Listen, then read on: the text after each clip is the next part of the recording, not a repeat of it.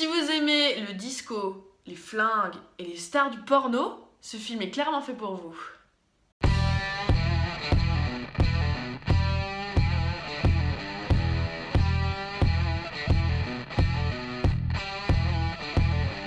À l'affiche aujourd'hui, The Nice Guys, présenté en compétition officielle au Festival de Cannes, et je peux déjà vous dire qu'on a trouvé le film le plus déjanté de toute la sélection. Je vous plante le décor, c'est les années 1970 à Los Angeles, hein. On danse sur Boogie Wonderland toute la nuit, les mecs portent la moustache, les pattes def, il y a de la couleur partout et on fume sans arrêt. Alors comme on n'est pas très à cheval sur l'étiquette, on picole en plus, et les gamines de 13 ans roulent dans des voitures. Ok. Dans cet univers déjanté dont nous avons perdu aujourd'hui toute saveur, on retrouve deux hommes.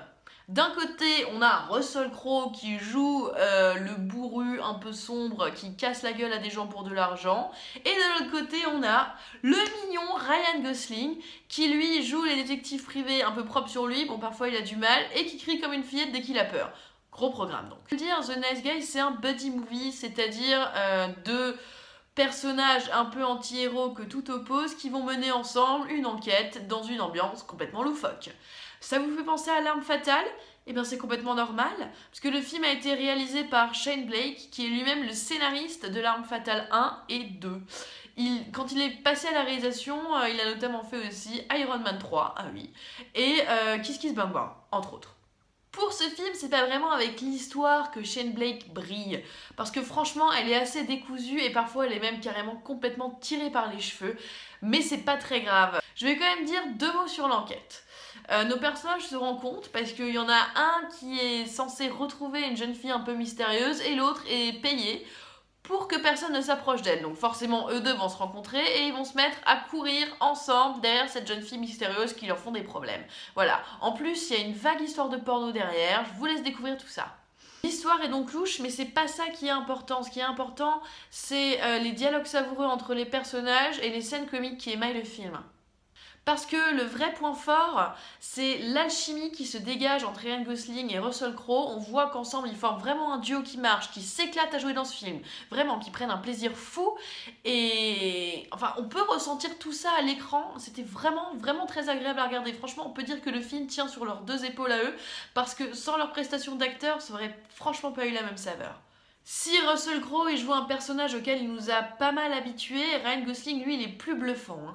Honnêtement, on l'avait pas vu aussi drôle depuis Crazy Stupid Love et on l'avait peut-être jamais vu aussi drôle d'ailleurs. Il fait vraiment rire toute la salle, il y a vraiment un potentiel comique qui est assez inexploité au final et franchement qui est très intéressant.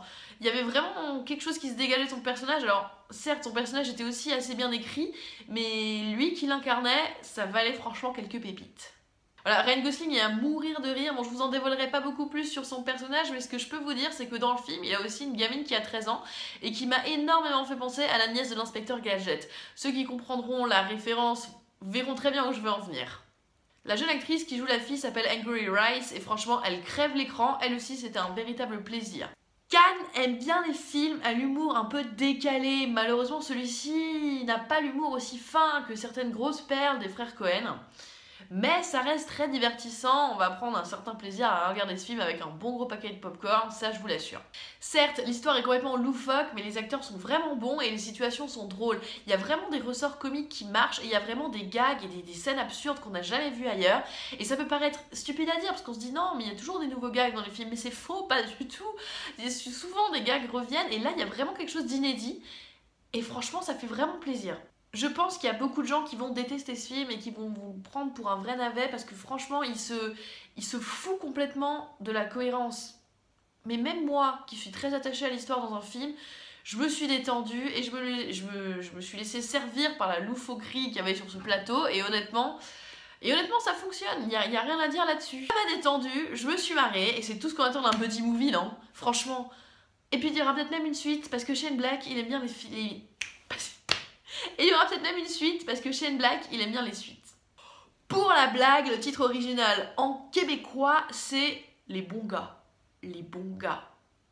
Je pense que pour une fois, on a échappé au pire en termes de titrage, et on nous a laissé The Nice Guys, je pense que tout le monde comprend. Ouf, heureusement, les bons gars, quoi. Voilà, The Nice Guy, c'était pas forcément la perle totale que j'espérais, mais c'était vachement sympa. Il manquait pas grand chose pour que ce soit vraiment très bien. Je pense que le film était peut-être juste un peu long.